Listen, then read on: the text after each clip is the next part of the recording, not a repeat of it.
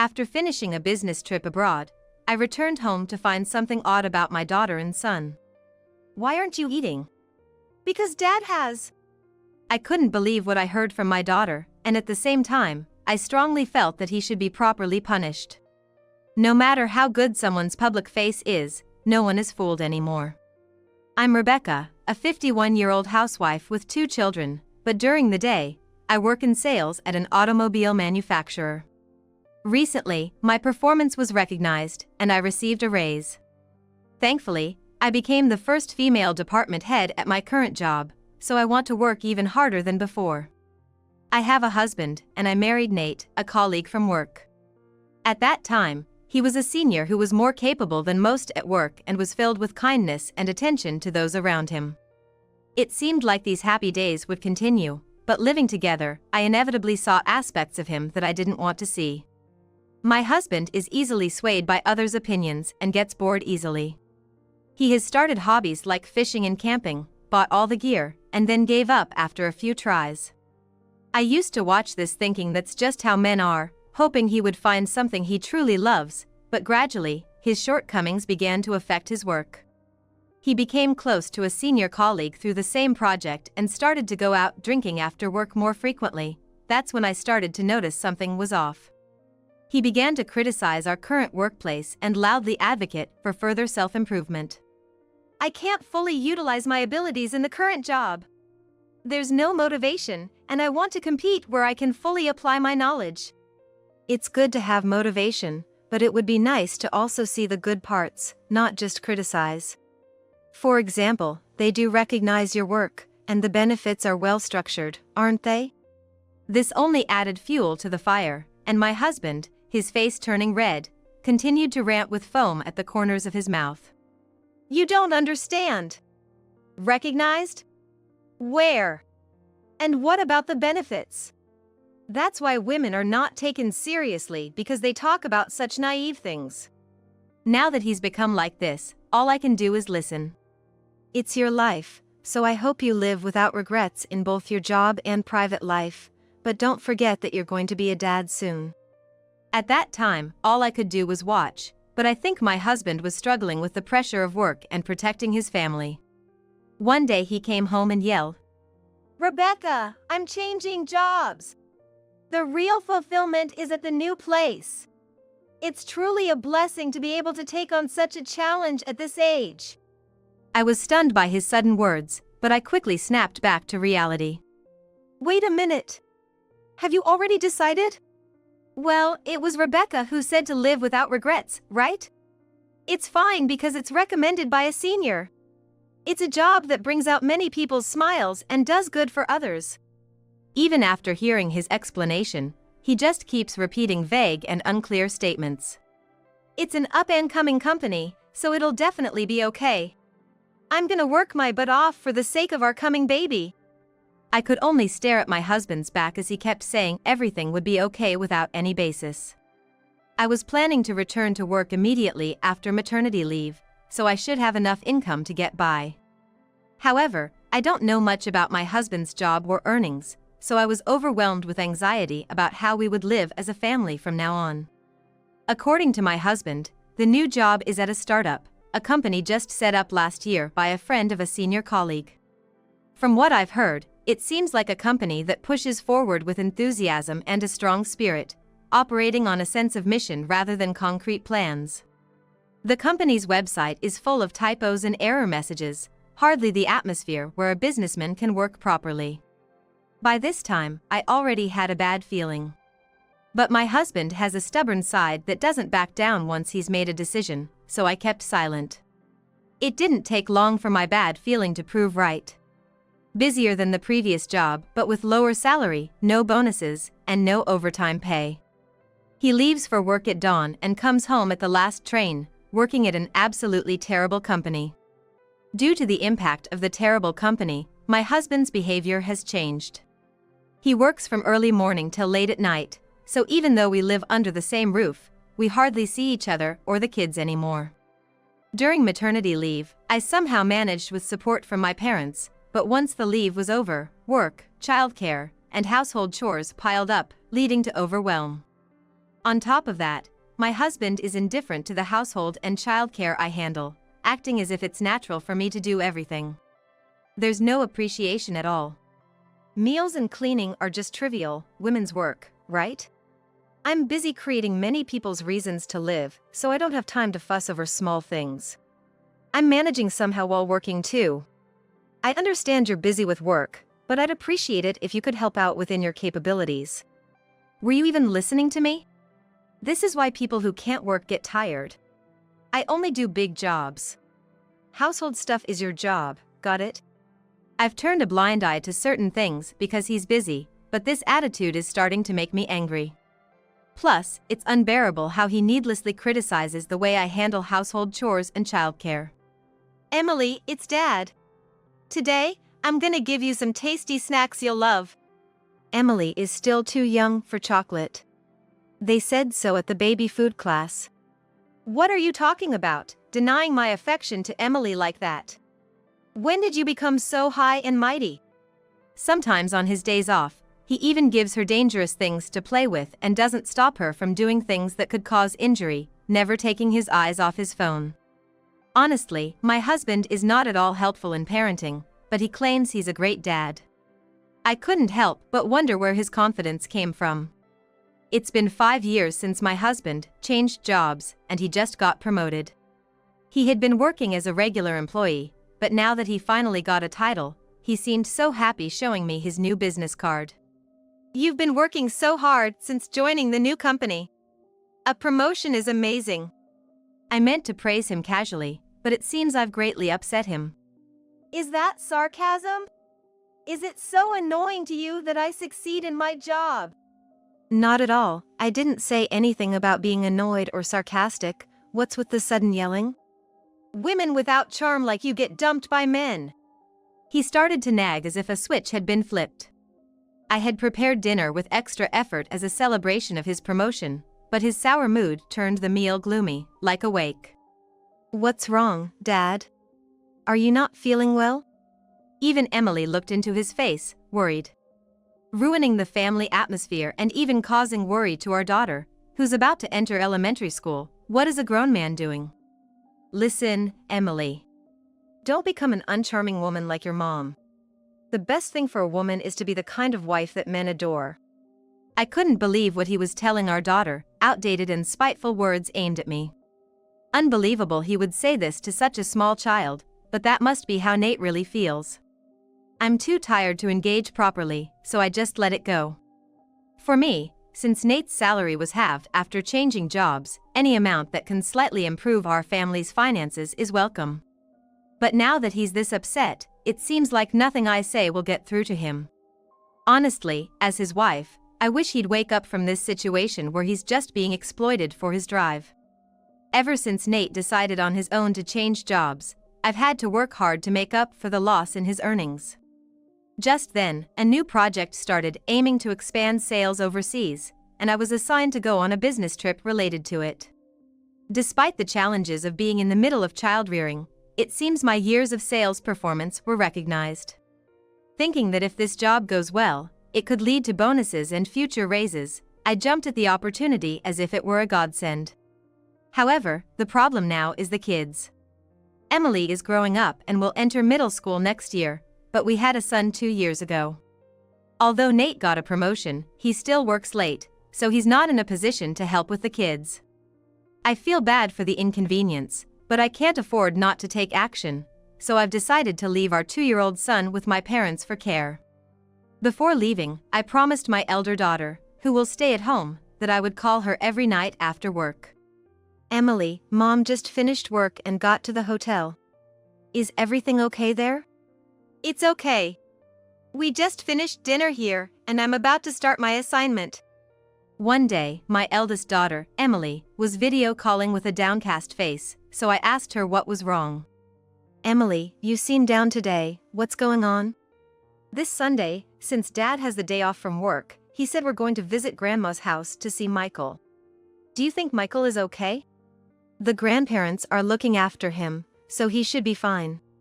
You are such a caring big sister, Emily. I'm worried.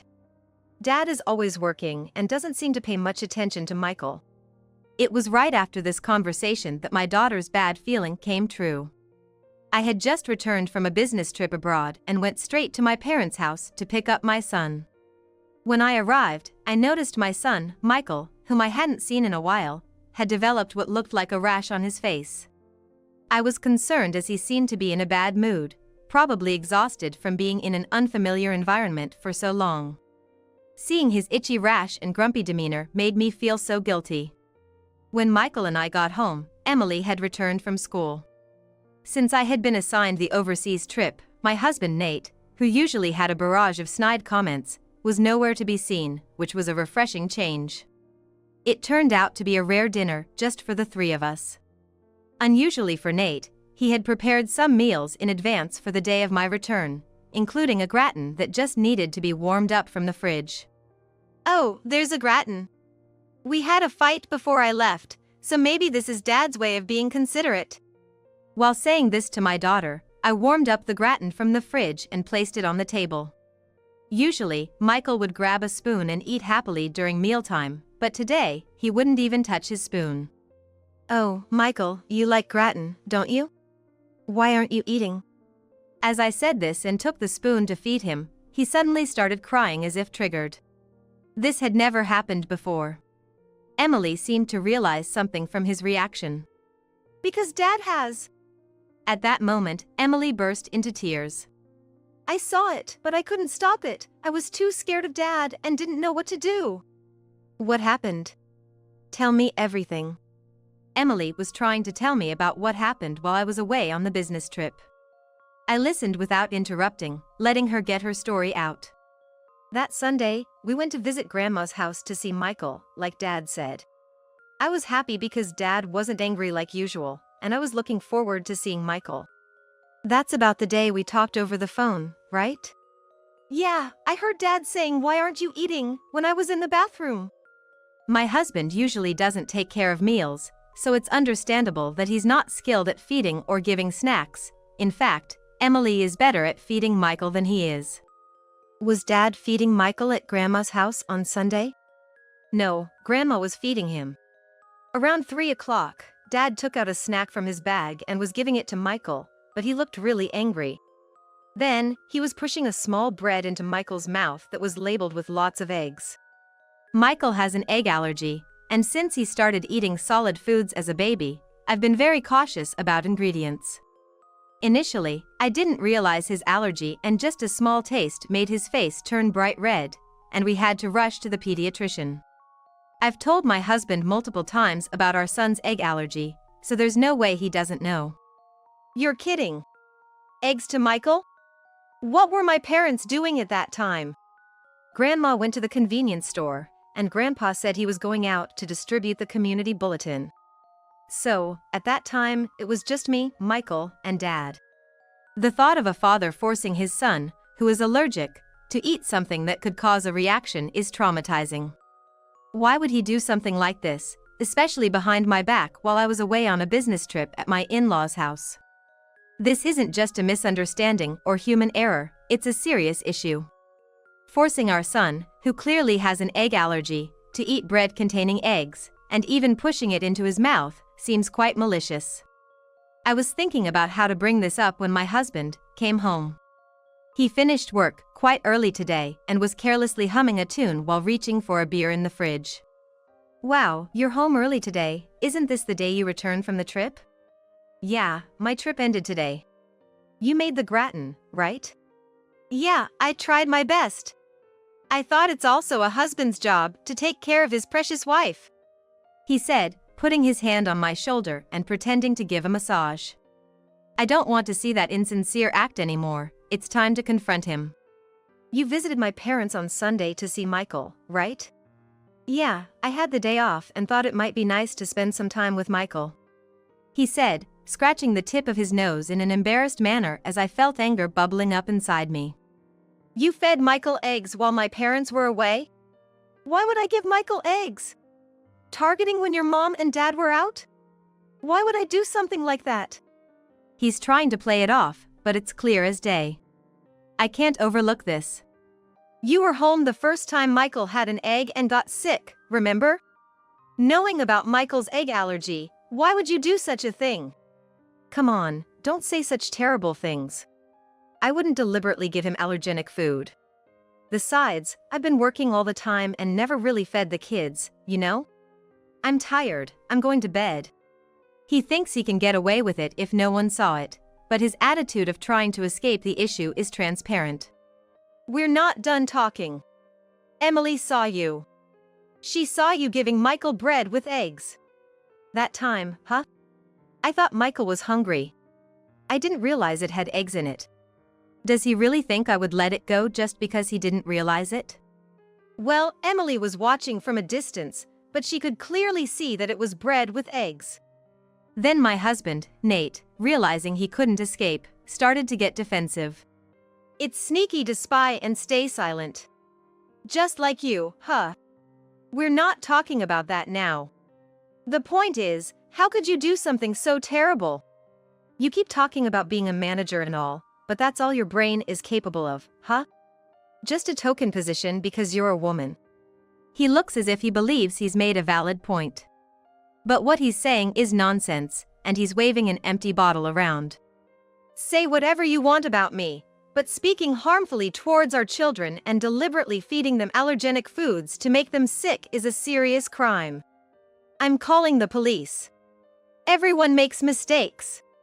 You just want to blame me and run to the police, thinking you never make mistakes, huh? But the busy police won't come for a simple allergy issue, right?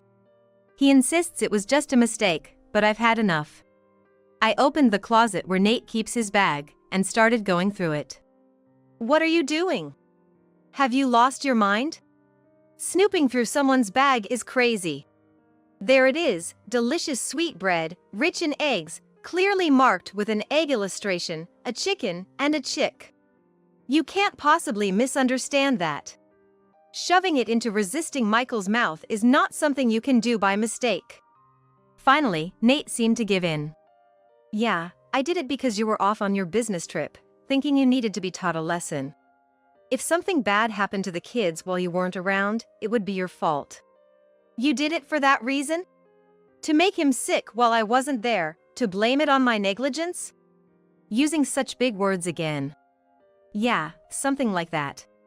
Nate still thinks he won't face police consequences, but how long can he keep up that confident demeanor?